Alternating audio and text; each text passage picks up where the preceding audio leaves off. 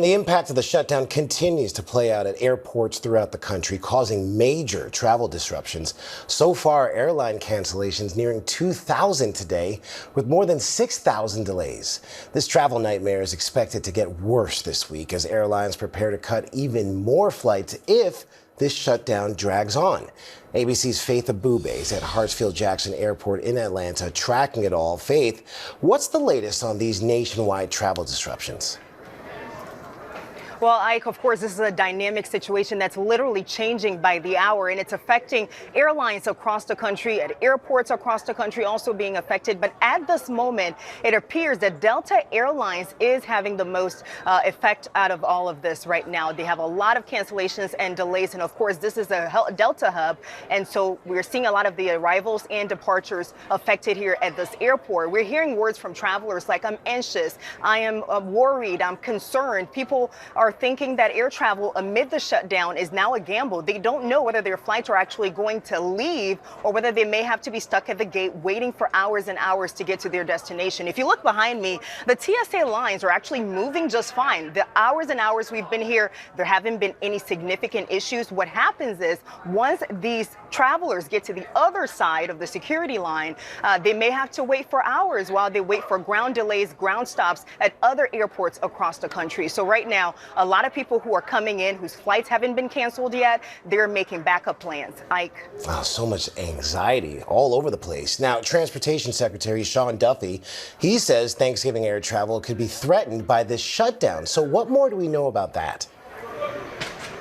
Yeah, so as bad as things are right now, and that means we've seen thousands and thousands of cancellations just this weekend, thousands and thousands of delays over the weekend as well. The Transportation Secretary says things could actually get worse if the shutdown continue.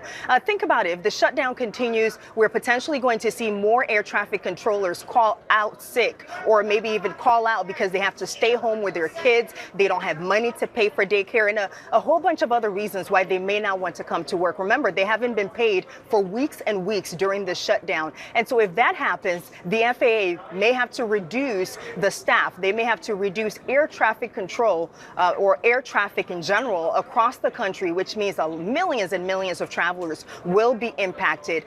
The hope here is that the lawmakers will reach an agreement on Capitol Hill to just continue to pay these workers across the country. But right now, the thought is if that doesn't happen and this shutdown stretches into Thanksgiving, well, this is what could happen. Take a listen. You're going to see air travel be reduced to a trickle. We have a number of people who want to get home for the holidays. They want to see their family. They want to celebrate this great American holiday. Listen, many of them are not going to be able to get on an airplane. And that's potentially the reality as this stretches on.